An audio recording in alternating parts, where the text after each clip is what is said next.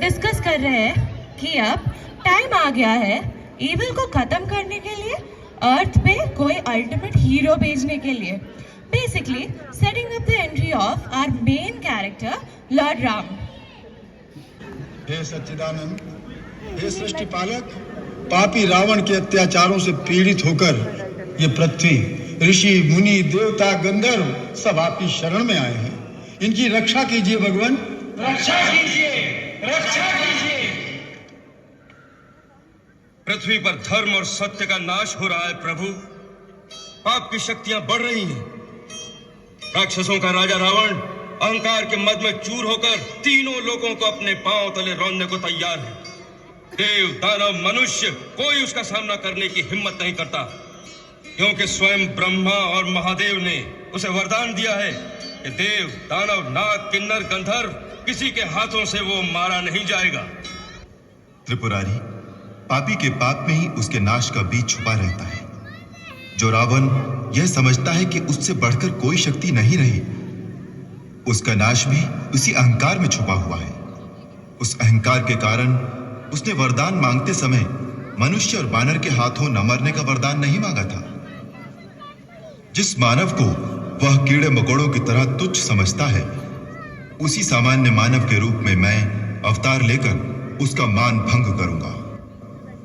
हम अपनी कलाओं सहित अयोध्या नरेश दशरथ के घर में जन्म लेंगे और असुरों के अत्याचारों से पृथ्वी की रक्षा करेंगे, ताकि धरती पर जहां भी लोग सत्य और धर्म का साथ दें, वहां उन्हें एक ही विश्वास हो कि अंत में सच्चाई की जय होगी। सारी सृष्टि में एक ही जय घोष गूंजेगा, सत्यमेव जयते, सत्यमेव जयते, सत्यमेव जयते, सत्यमेव जयते, सत्यमेव जयते, सत्यमेव जयते, सत्यमेव जयते।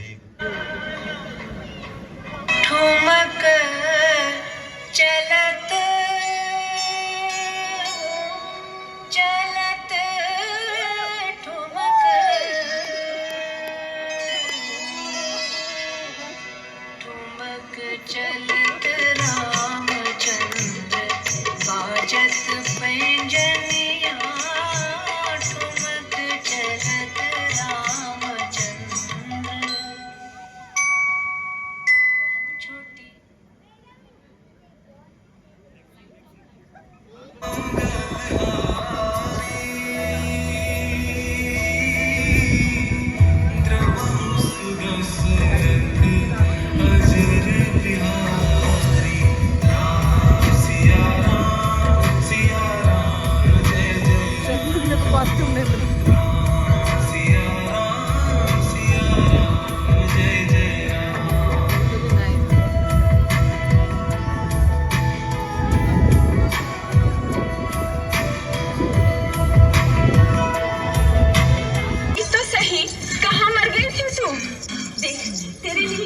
बहुमूल्य हार मैंने सबसे पहले निकाल कर रखा था। ला, मैं स्वयं इसे अपने हाथों तुझे पहना दूं। मेरी मंजरा माई। मारे गले में मत डालो रानी, गला काट कर फेंक दो, जिससे तुम्हारे बुरे दिन।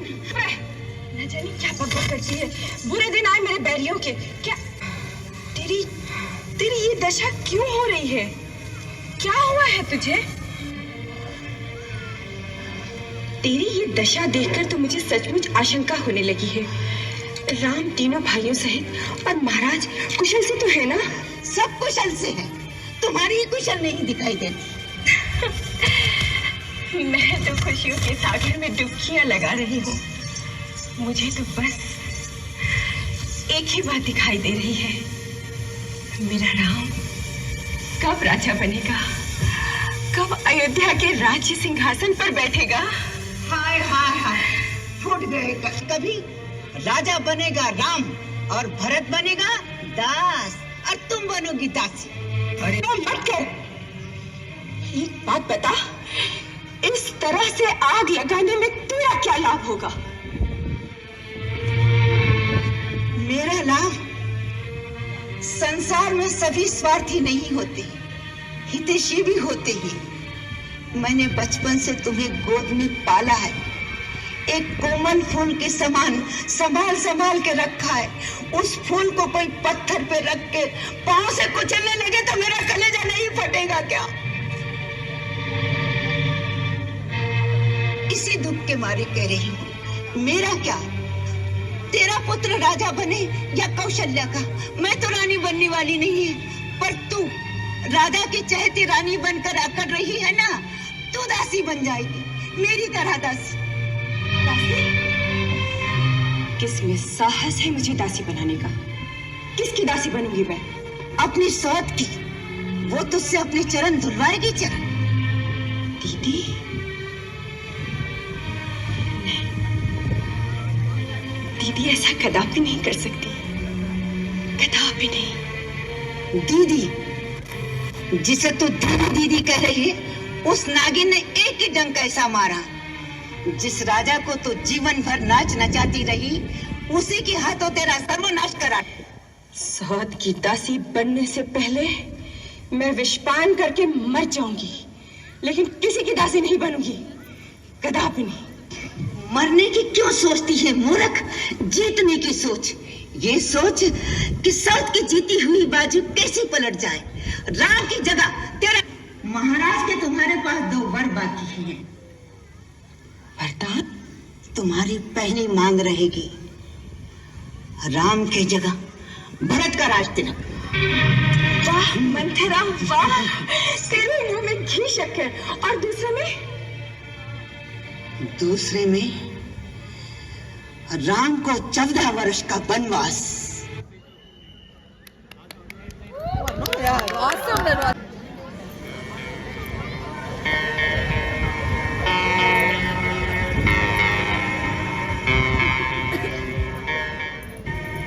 मैं तो केवल इतना याद दिलाना चाहती हूँ कि उस समय आपने कहा था, प्राण प्रिय, तुमने मेरी प्राण रक्षा की है, मैं तुम्हें 2 वरदान देता हूँ, मांगो, क्या मांगना चाहती हो?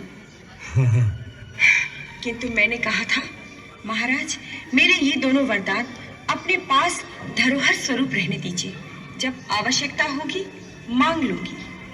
हाँ, हमें आज ये आभास हो रहा है कि हमने उस समय कंजूसी की। तुमने जैसी वीरता दिखाई थी, उसके लिए 2 नहीं तुम्हें 4 वर देने चाहिए थे। मेरा ये वरदान कहता है, अयोध्या का राज मेरे पुत्र भरत को मिले, राम को नहीं। कहा? भरत को? हाँ महाराज, भरत को। और दूसरा वरदान, राम को 14 वर्ष के लिए वनवास।